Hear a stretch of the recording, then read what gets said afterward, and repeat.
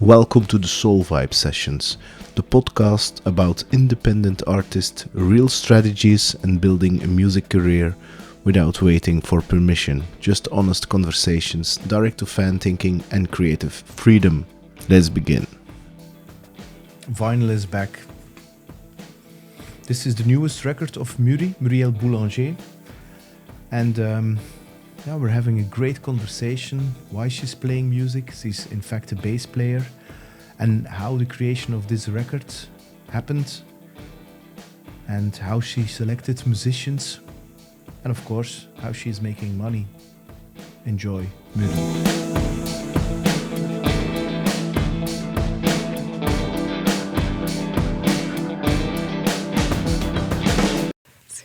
Are you proud? Yes. Since when is it available, the vinyl? Since the 19th of February. Who did you do the design? No, I asked a friend who is a graphic designer. And is this the first take and you were immediately, this is it? Or is it like... Ooh. Well, he works at it for like almost a whole week full time. So then he has something. So if I would be like, I don't like it, then he would have to start again. So I'm glad I liked it. I also paid a lot for it. Is it? Yes. But a lot. It's just, it's work. So. And is this your first one? With this band, it's the second vinyl. The first vinyl was an EP, but also with 8 songs on it. And why actually? Is it something that is inside of you that you say, I want to produce this, I want to make it material so that the world can how do you say that? Enjoy the expression of what is inside of me? Well, it starts with simply writing songs, and that is something that just happens because I need to, in a way. And then there's all these songs, and it's like the logical thing to do is to make something out of it, so that you can tell people like, okay, I've made this, and then I can play shows because we have this album, and we need to. There needs to be something why people would want to come to your shows. So for you, it's first creating songs and then making a record and then playing. Not first playing, creating songs, and then making a record. Well, you need to have songs to play. Yeah. But we did a lot of shows before we made a record. Yes, a lot of them. And then we started playing together and better and knowing each other. And then eventually we were like, oh, we should. And then there's a whole other process. Like we learn to play it live. We make our own arrangements. And then we go to a producer. And it turns out to become something completely different on the record, for example. Something, for example, more electronic, because the first producer we worked with was very into underground electronic sounds, which I really like. So the record turned out to be a lot different than our live sets. And then we made the mix of that influence into our live sets, which makes it a lot more rich. So that's cool. And so... so you started, first of all, you created all the songs yourself? 100%. Yes. So all the ideas come from you, and then you selected musicians where you think these could be suited for this kind of... I made songs, and then I found really good musicians that are also my friends, and they certainly became my friends because we've been playing for a long time. And I come with like a song, chords and lyrics. And then maybe sometimes I already record something and I make a demo out of it. I have lots of ideas, but sometimes it's just the song naked and I play it with them. It was like mostly like that in the beginning. So they also have a very big influence, the musicians, and I like that. Yeah, that's actually a co-creation of multiple people. Yeah, and also the producer. I don't know. At the start, I was very like, how do you say this? Control freaky about my songs. Like it should be like this, and nobody can change it. But I just completely learned to let go, and it's so cool if multiple people drop their ideas into it. And did then complete songs turn into something so different that you hardly can recognize the Muriel part of it? Or you're like, no, the bass idea it comes from my soul, and that's that, and okay, it's been co-created with other people, which is fine, but I mean, it's even better than what I started with. Maybe that's a different question. I think mostly the base of it stays the same because it's still my lyrics and my melodies and mostly my chords. But then it's just cool to see how things can completely get out of hand sometimes And is it then also changing structure of the song, yes. The parts in the songs, but also in the parts itself you have the chords, but then they come up with a different bass line or a different keyboard part, or even of course. Yeah.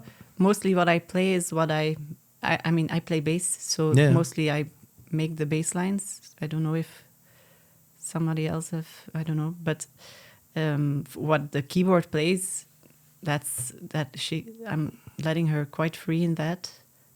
Sometimes she takes my stuff that I already created and sounds also. Sometimes she finds out cool things, and also for the drums. I'm not good at drums, so I mean, he's the drummer. Jonathan is the expert on this, so you trust him completely. I trust him, and we have a very good understanding. And I also studied music production, so I have like more the wholeness of the song in my head. Yeah, the holistic view.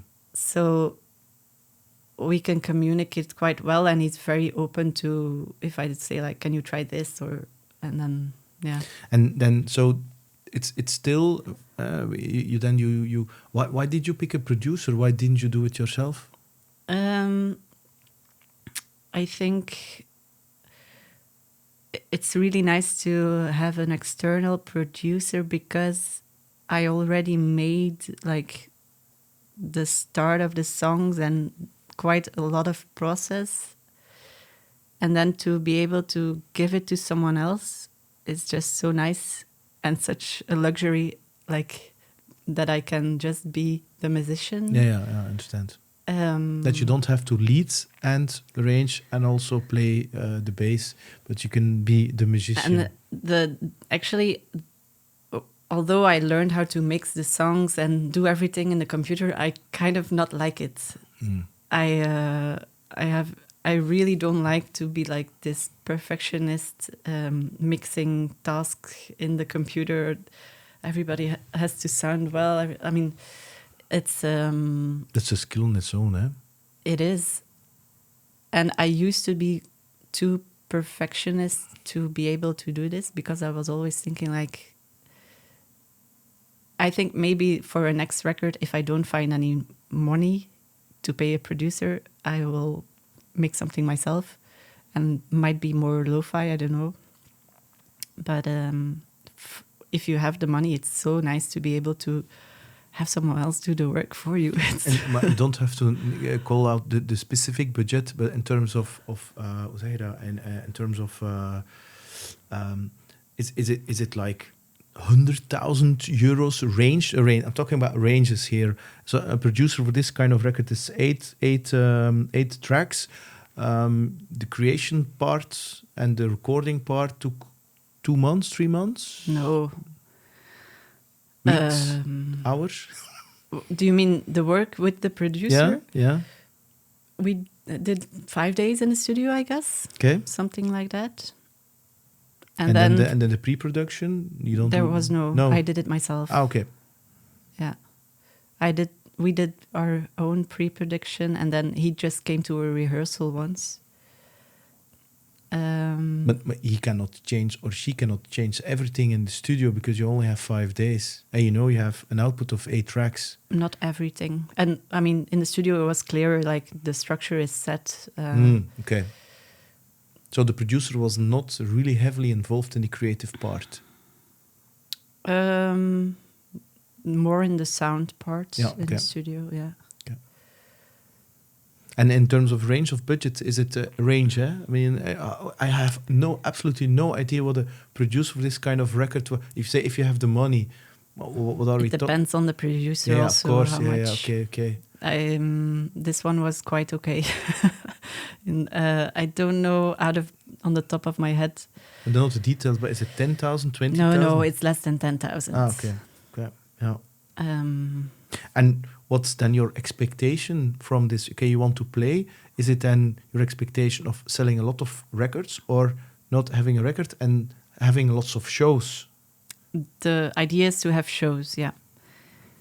So that's when you play a show, afterwards you can sell the record. Yeah, of course. But I mean, the record is more there to be able to play shows, because that's where you can get some money. You see the record as a kind of an entrance card for bookers, so that they can book you. Yeah, because why else would they want to book you if you don't have anything new to show them or let them hear? If you would redo it, is there something that you would do completely different? Well, I did not do my promo very well this time because I didn't have much time and energy. So now I have this record and we only have 2 shows, which is, I mean, I would never, in normal situations, I would try to find as much shows as I could and do like a release tour, which now is lacking. So it's a bit, but yeah. I mean, I assume that the creative part and the journey of this creation, that is the reason why you do it, and of course creating the songs. The promotion of the stuff it's not so. It's selling, marketing, social media. I assume that it's not the part that you like a lot, but it takes most of the time. Yeah, it does. I did organize a really big release show in the Minaire in Ghent with string quartet, because the string quartet is also a large part of the record. So I put most of my time promotion work into organizing this one show, which was really cool. But now it's like, okay, there were a lot of people coming to see us. They bought some vinyls, and now it's like, okay, what's next? Because I did not have the energy and the time this time to look like what after this big date. So now I'm like in this vacuum of like, okay, I have a really cool record, no shows, or almost no. What should I do next? And I'm actually already too late to book shows for the summer. Actually also a bit too late almost to book shows in the cultural central for September till June. That's already kind of late. And then afterwards, it's like, oh, but the record isn't new anymore, so that was going relevant. to be my question. I mean, in a book, they say within 6 months it's burned. They call it's burned. So you have to take 6 months, and after the 6 months, then the dust. It's I wouldn't say it's over, but that's what they say. So they have to take promo, and they plan promo. Yeah. Well, because in the beginning everybody wants to talk about the book, and then they say, but maybe the next month or not, even 2 months later. So to keep that momentum going, that was going to my question: is it really also the same with the records? Apparently, yes. Because for me it would be not, because it's like, it's timeless, it's good, it's great, and then you start to create a fan base for it. So, and then you will be picked up, and so you can take your time with it. I mean, if certain circumstances in your life are not suitable to invest a lot of energy and time into promo. That would be nice if it was like this. I'm not sure. I think for like smaller venues, it doesn't really matter to them if it's new or not. You can always go play there. Yeah.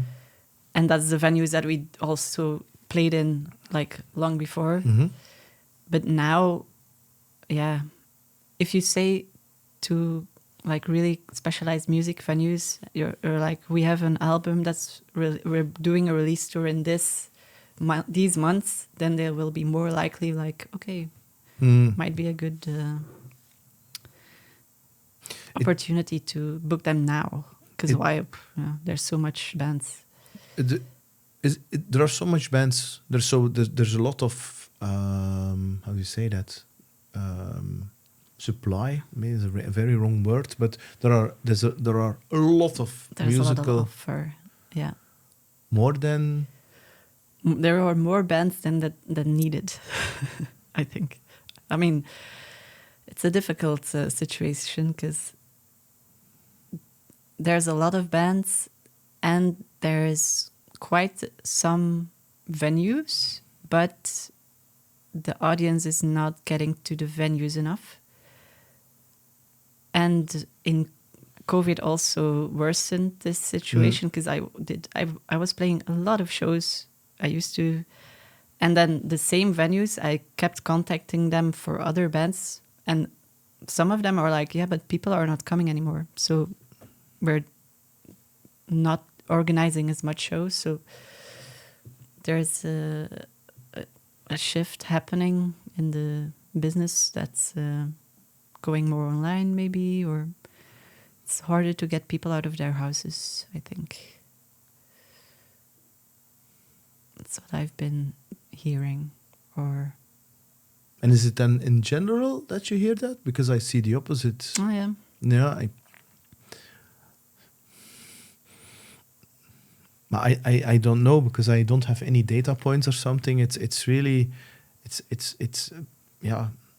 I don't see any logic in certain things. Why certain things are working? Why certain things are not working? Why certain things are being booked right now? In, for instance, the circuit of the cultural center. And I'm like, okay, and I maybe for bands that are playing music that is well known, it's different. Yeah. The genre of the music, is that a complete like, no, I'm going to create my own thing the way I feel it. I'm not going to stick to a certain genre. I don't take into account a certain commercial aspect of, if I would do, I don't know, more commercial, whatever you mean with commercial. Did you take that into account? Or is it more like, no, this is me, it's my creative outlet, and I write the rules, and if you like it, great. If you don't like it, sorry, don't listen. Yeah, it is a bit, this project in particular is like really my creative thing.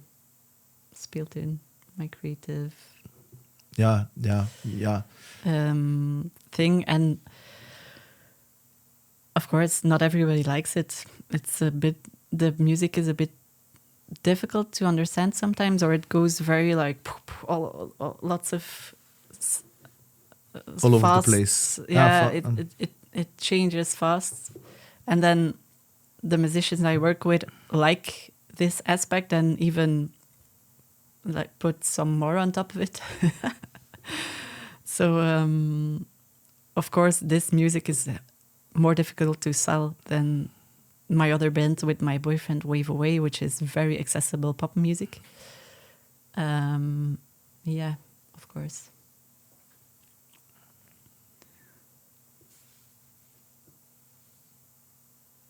And in a way, it's not weird enough, this record. Yeah. It's not, it's like pop music, but it's a bit strange. And people are like, is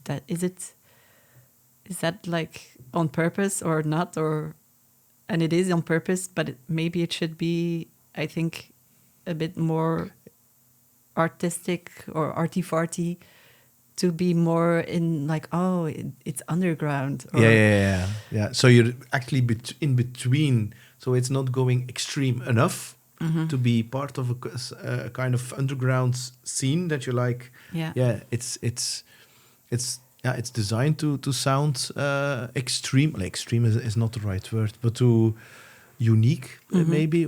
I understand. Although today, are there still genres? I think that's. I have the feeling that it used to be very rock pop whatever alternative, and I have the feeling that it is that I don't know if there really are rules also in listeners, that people are very eclectic in what they especially the younger people, that it's no longer this or this genre. If it's good music, it's good music, and if it touches you, it's fine. Yeah, I am also always surprised, like when we play for a random audience somewhere, and there's a lot of people that are I don't know them, and they're like, wow. I mean, we do some really weird things on stage sometimes, and they're still like with us. I'm like, okay, this is not such a weird music we are playing, or it's quite. But it's also because the lyrics are in Dutch, so people really connect more easily, and the audience can take a lot more than you think, actually. But then when you have people who are programming music, they always underestimate. I have the feeling that they underestimate what the audience can take of strangeness. So they holding themselves. They're like, I don't know, this is a bit too much, or this. I don't know if everybody will like this, and they're scared to book us because it's not the most like accessible music. Yeah. Okay. Now I understand. So the bookers, of course, they have a feeling, I need to sell this, I need to sell tickets. I need to get the crowd in. Yeah. That's my assumption. So, and they're like, oh, I think it's going to be difficult to get the room booked full, because maybe it's a little bit too... and the Dutch was on purpose, because Wave Away with Jorik is English. Yeah, that's just that I just simply started writing songs in my mother tongue, and then the project was in Dutch. It's not a choice, but it was more like logical for me, because the songs are, I mean, very coupled to my feelings and my worlds, so it's logical for me to do it in my language. And and I wish you millions of shows and millions of selling this record. But imagine that within 1 year, that the result is not what you expected. Does that mean that the third record is like, well, I'm going to focus more on Wave Away, which is maybe more internationally focused because it's English and it's in terms of pop music, and maybe that I hope and I wish that it's really also your thing, although it's more pop oriented.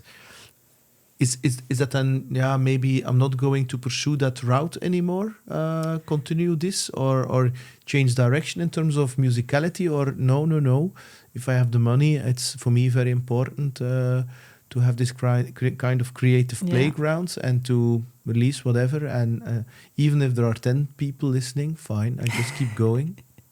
I'm thinking about it. I'm thinking either I think that this project is something that I will continue because it's so much something that I'm doing naturally. So I will keep writing songs in Dutch. No idea how they will look. Maybe I'll make them more underground. I'm not. I will just see what happens. And what comes on your path, yeah.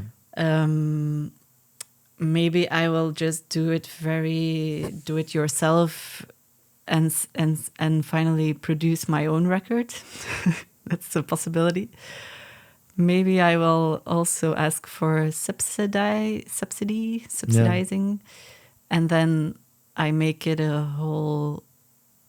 I mean, then I really have money to make something with more strings, and maybe also I'd like to combine with visuals, maybe with dance, make it a total experience. Mm-hmm. That would be really cool, but only possible with government money, actually. So I'm like, now after the release show, which I put a lot of money and effort into, I'm at this point like, I'm just thinking about what to do, trying to see if I can get some more shows this summer, and maybe also because I don't want to go over my energy in promoting this record and not doing the music part. I'm focusing more on Wave Away at this moment because it is a bit easier to sell, and we have a show coming up, so it's nice to diversify a bit in projects, because otherwise there's just this one sucking all your energy. Yeah, that's the thing. It can be your own creative outlet. At the same time, yeah, it takes so much energy and time. Yeah, and okay, you have your creative outlet. At the same time, yeah, you're always looking for a little validation of appreciation or shows. Actually, we did get a lot of appreciation from all the people who came to see our concert, so that's nice. It's just like the business part of it is a bit more difficult. And did you consider if you outsource the producing part, is outsourcing the promotional part also not an option? We did do this with Wave Away. Yeah, because you see all the Instagram. I know, that's me. Ah, that's you. Yeah. That is beautiful. The promotion, our promoter is just actually sending what I write as a press release to contacts, network, to email addresses, to music papers, and to the radio. But with Muri, I'm paying this all by myself, and it would have been 1,600 euros to do this, which meant a crazy lot amount of ticket sales to compensate for this, which I would never have reached. So I just decided to do it myself, because I'm quite good at it also, and I have some contacts. And I did not believe that the 1,600 euros would make that big of a difference for me. So I did do it myself. I did not do it very good because, I mean, I should have, right after the release show, I should have mailed in a box the vinyls to a lot of magazines, but I didn't have the energy. So it's like a balance. Balance, yeah.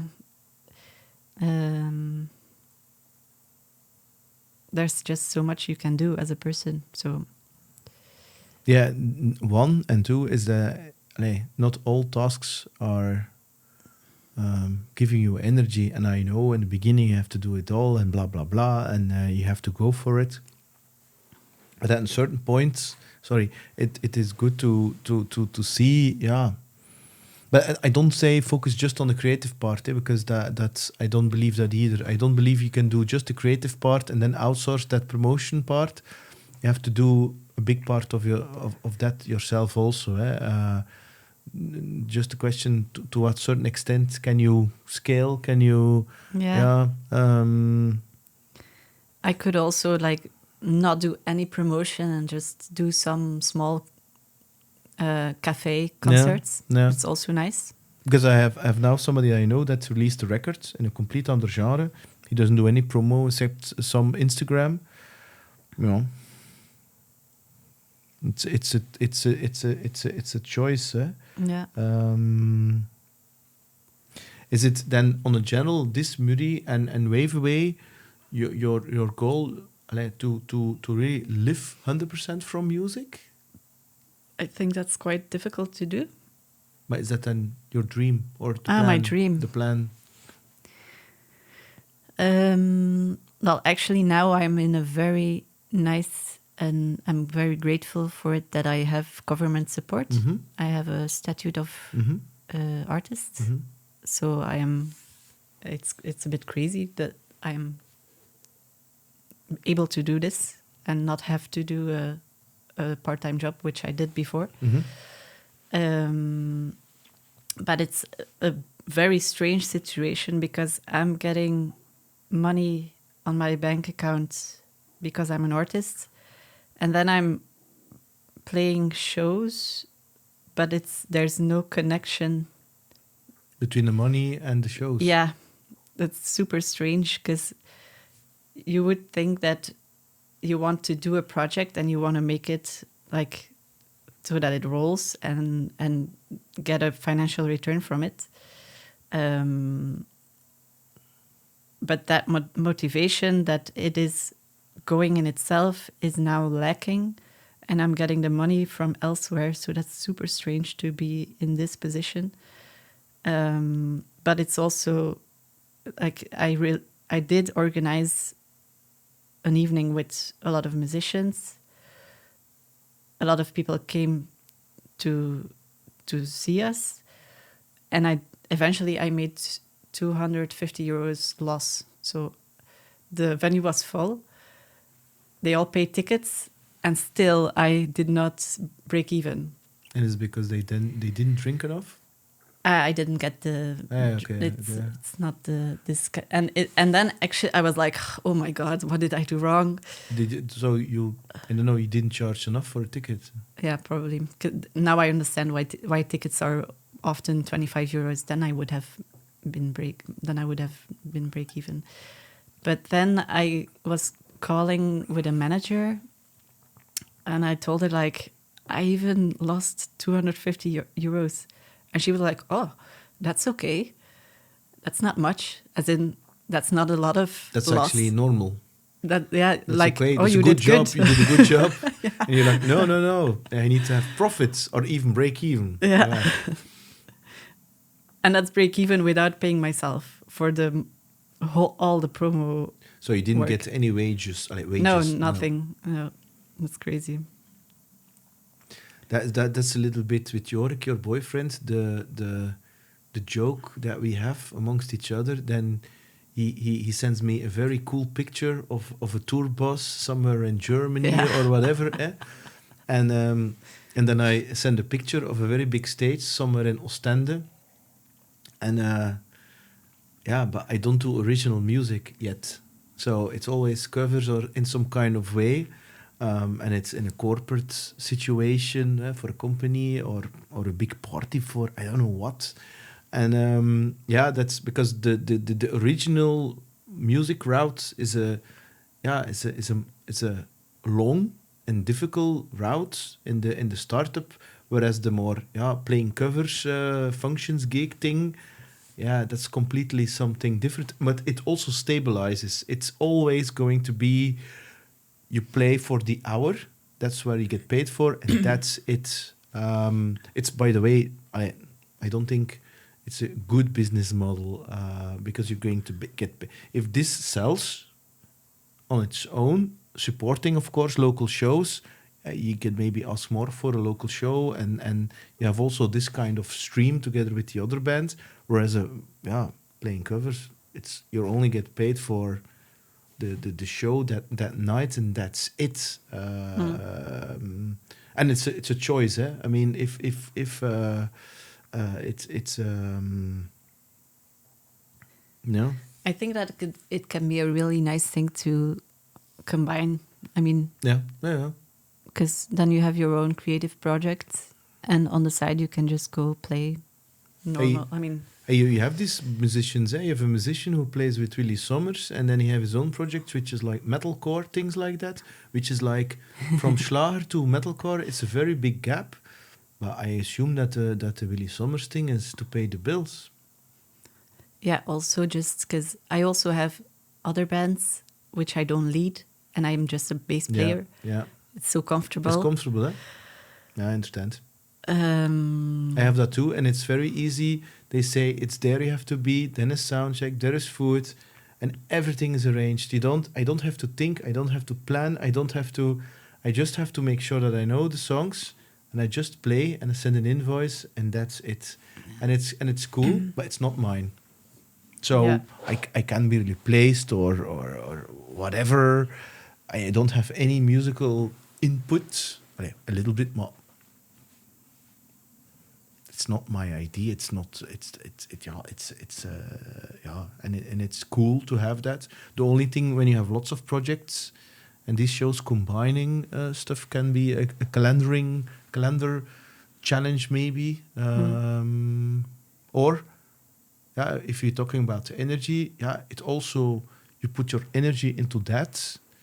Whereas energy that you cannot put your energy into here because you need to sleep, you need to whatever. Yeah. I think playing concerts with the other bands I playing is just so nice. Because they also play their own music, but it's a completely different genre. And I can also put myself into it. It's their music, but I have my influence. I can also do backing vocals. So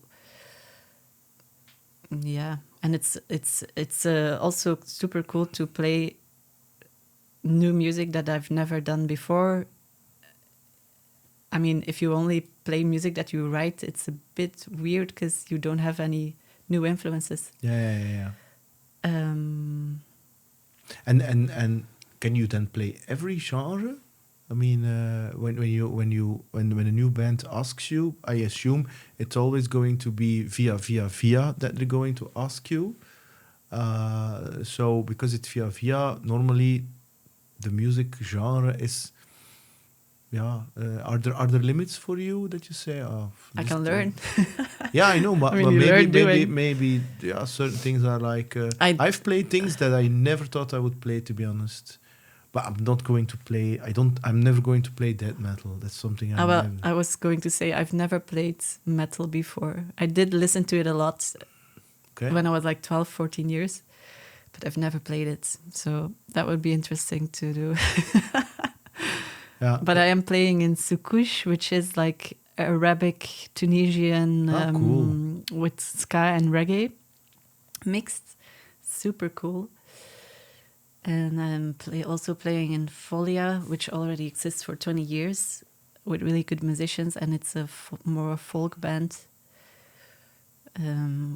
with like doodlezak, and it's quite bagpipe. funny to be playing in such a group, but it's nice.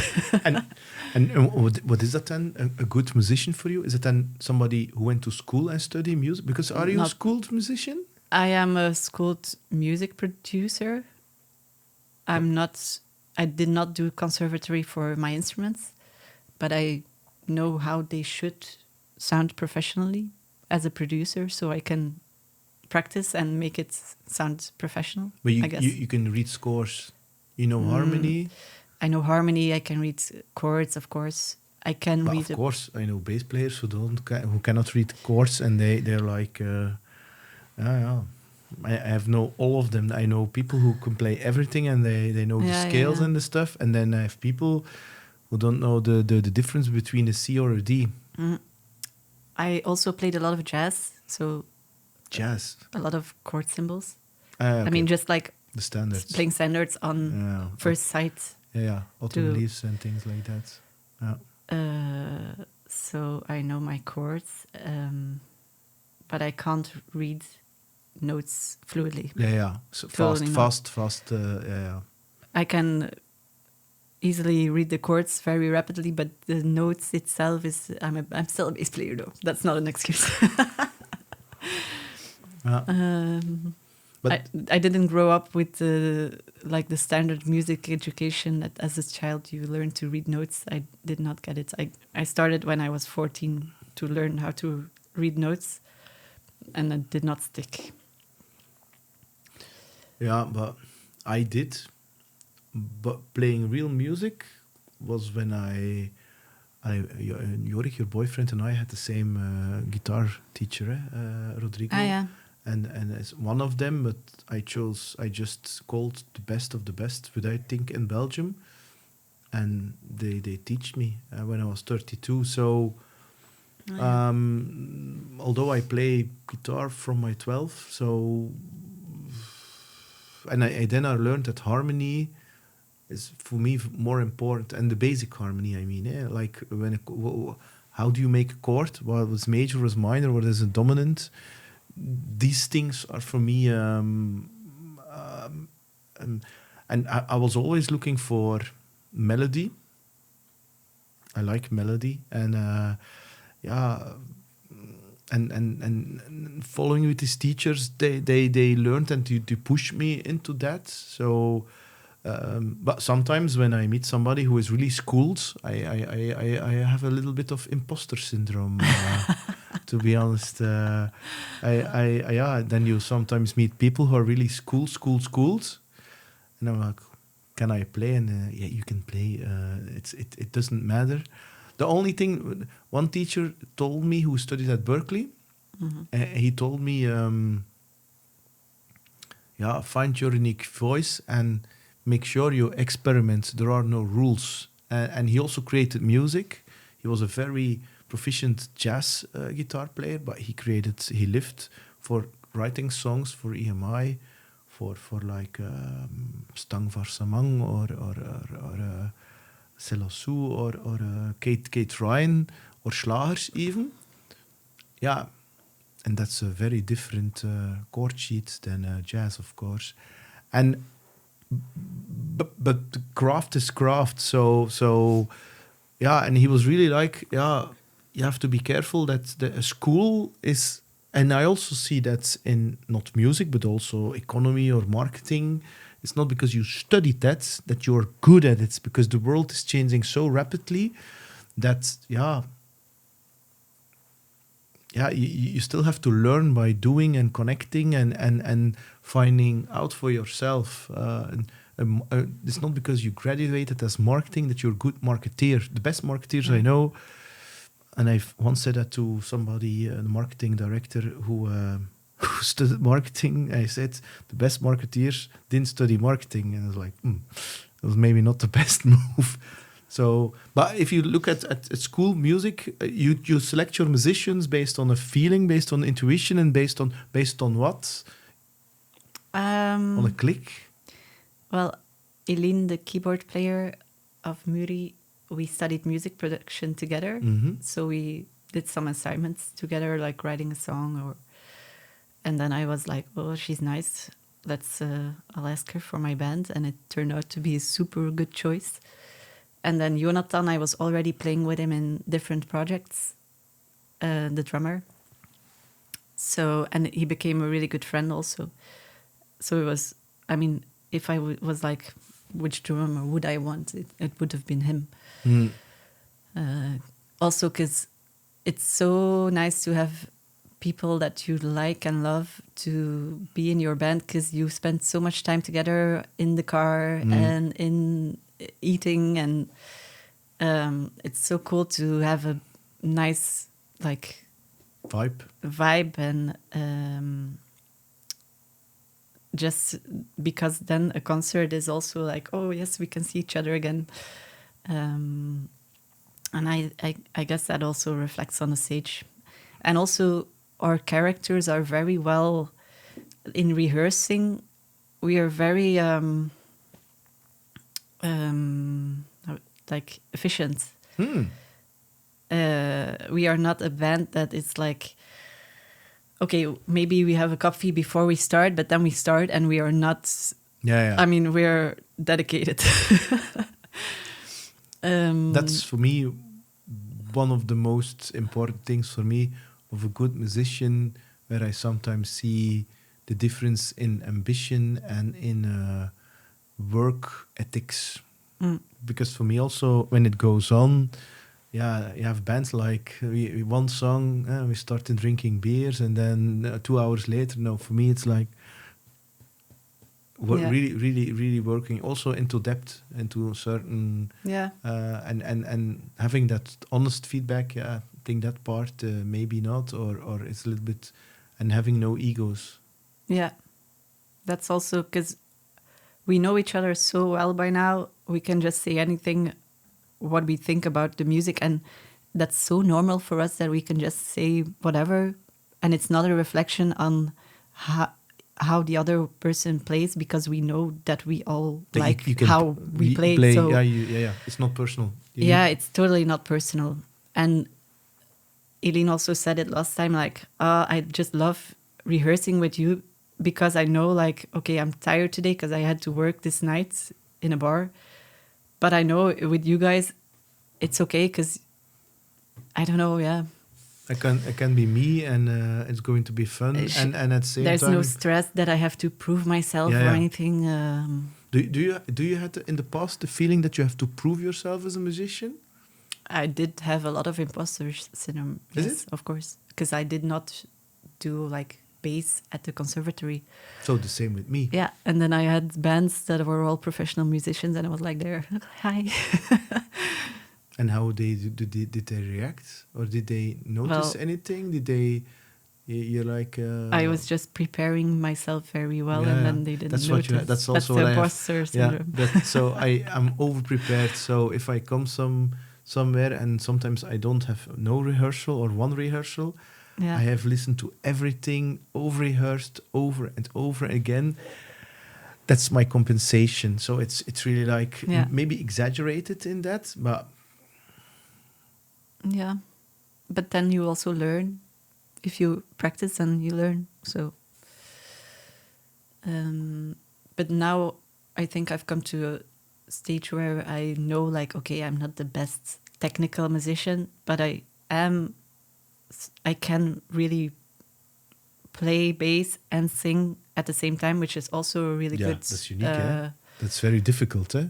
USP. Yeah. Yeah, that's what you have when your boyfriend next to musician is also a sales guru. Yeah. I was in a business job before, so also marketing, correct? Yeah, without the marketing background, so I'm the self-made marketeer a bit. And you like marketing? I like it. Yeah. I think that's important for a musician too, to have. That's my personal opinion, eh? If you don't, I'm not talking about the hobbyist. I'm talking about real dedication. Is to also have a kind of a growth business mindset, and to look at it from an entrepreneurial point of view, and to see the band. Yeah, also as a kind of, and I don't mean it in a cold, rational way, but as a kind of a business entrepreneur. And in that way, you also take it serious. You know, you have to do sales, marketing, promotion, networking, blah, blah, blah. Everybody needs to come on time, and et cetera, et cetera. And it's more than just the creative part. And I don't have a problem having both of them, because I myself have both of them, the creative part and the business part, because, I'm used to it. Because I see a lot of musicians, my money is bad. And I'm like, but you have to pay the bills and blah, blah, blah.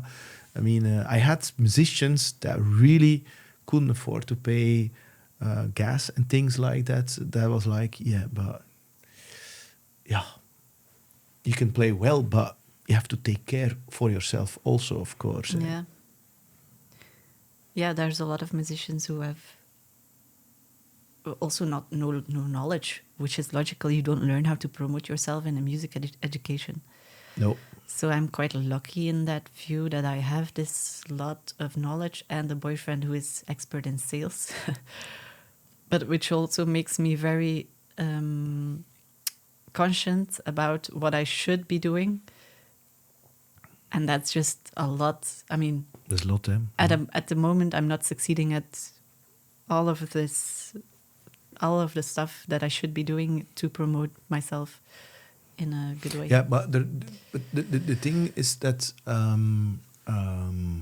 and if he's saying, I know he's not saying that, but there is no silver bullet. There is no silver template.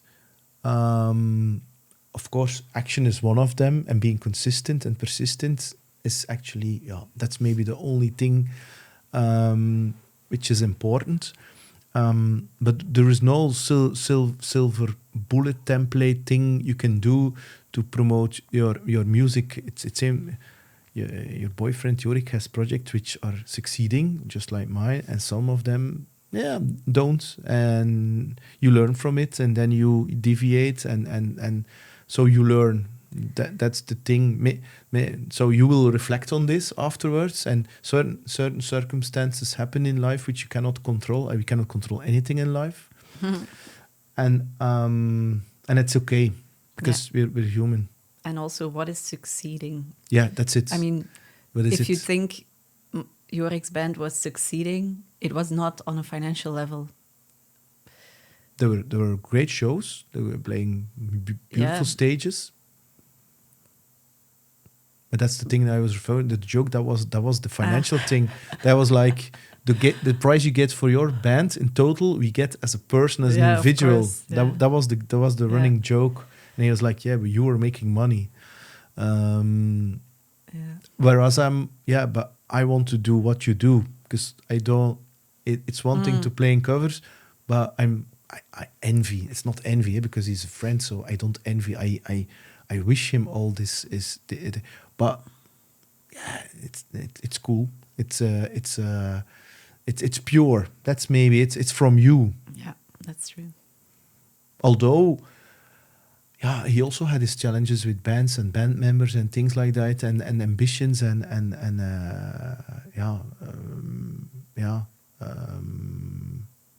But it is a very cool thing sometimes to be like, oh, okay, this is so cool because I just created all of these things, and even just the production part of it.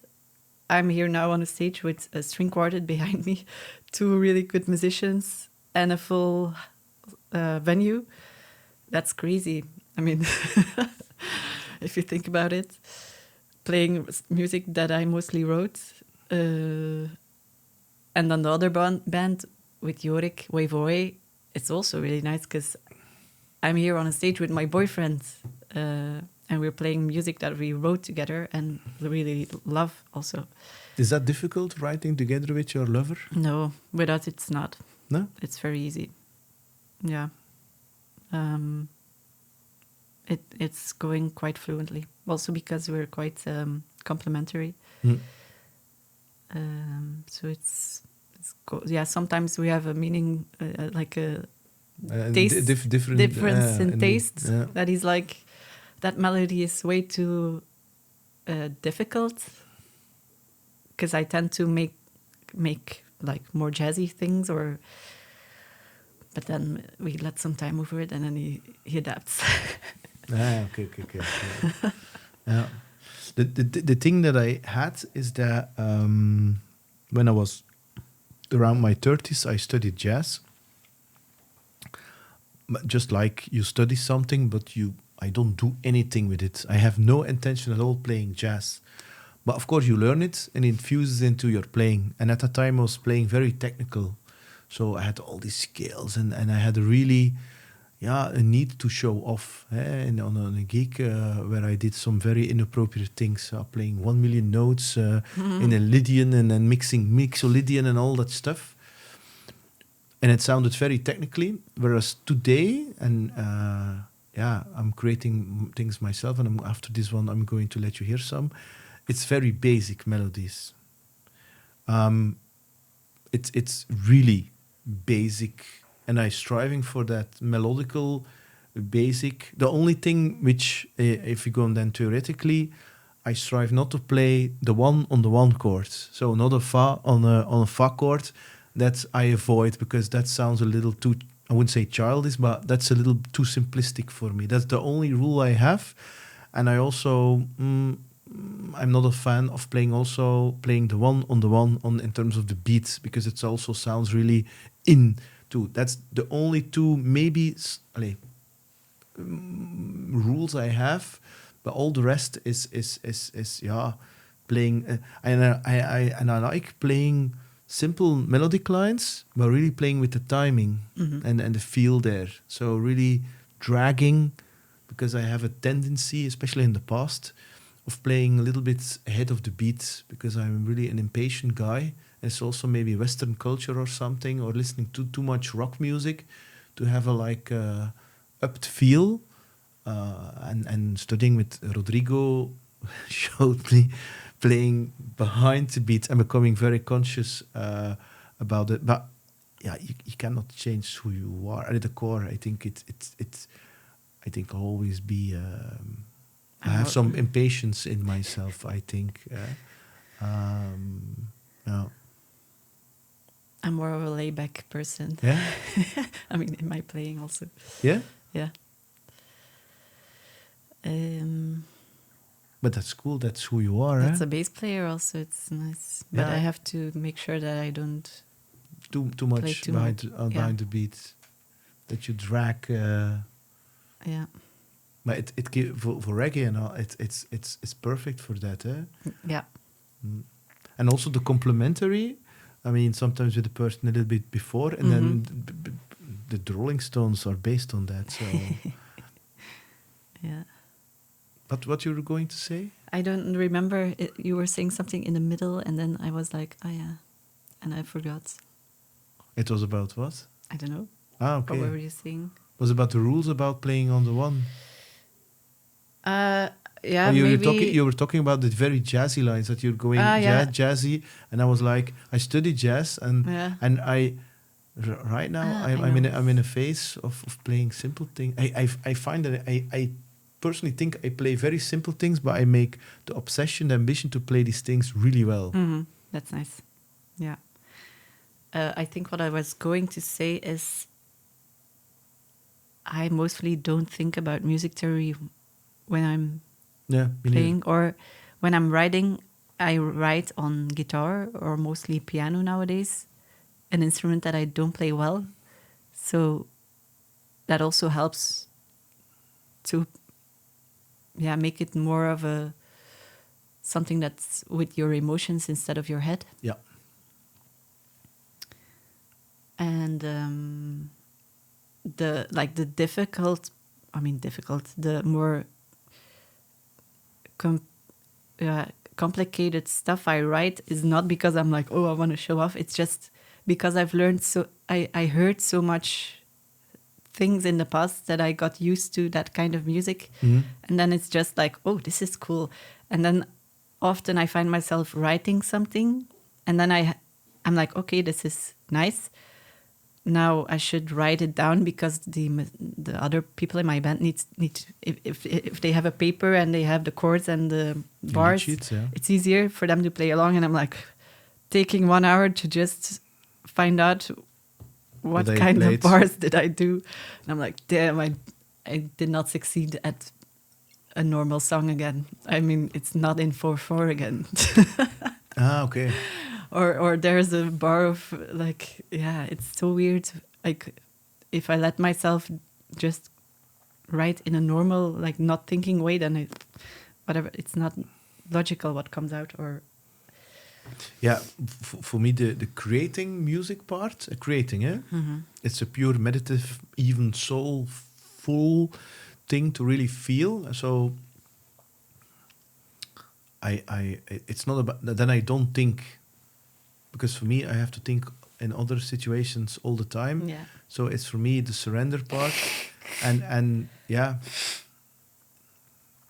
So, and especially not trying to show off, because I don't want it to sound logical, because logical is the head, and I don't want it's for me about touching, not especially no head. I mean, I for me personally, my music, I want people to feel instead of that they are thinking. They're like, you have to think already enough. But that's more my therapy for myself, to be honest. And on the other hand, like, head music can also be really cool. But that's something else then. I mean, like really cool, like well thought through music. Yeah, of course. It's also really nice, but yeah. I'm a big Steely Dan fan, for instance. Mm. Yeah, for me that's very well thought out music. Mm. It's also quite complicated music, although it sounds like pop music, but it's quite complex. Or even certain types of jazz or something, or whatever, or even classical. And also this record is the Muri record is also very thought through, but it starts from feeling. Then maybe that's the perfect balance, head and heart. Yeah.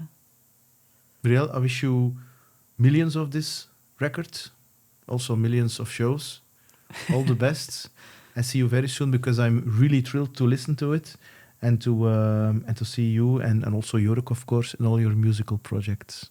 Thank you. And thanks Peter, for coming over. Thank you for the invitation. That's it for this session of Soul Vibe Sessions. If this conversation resonated with you, put it into action. I'm Peter. Thanks for listening. See you in the next session.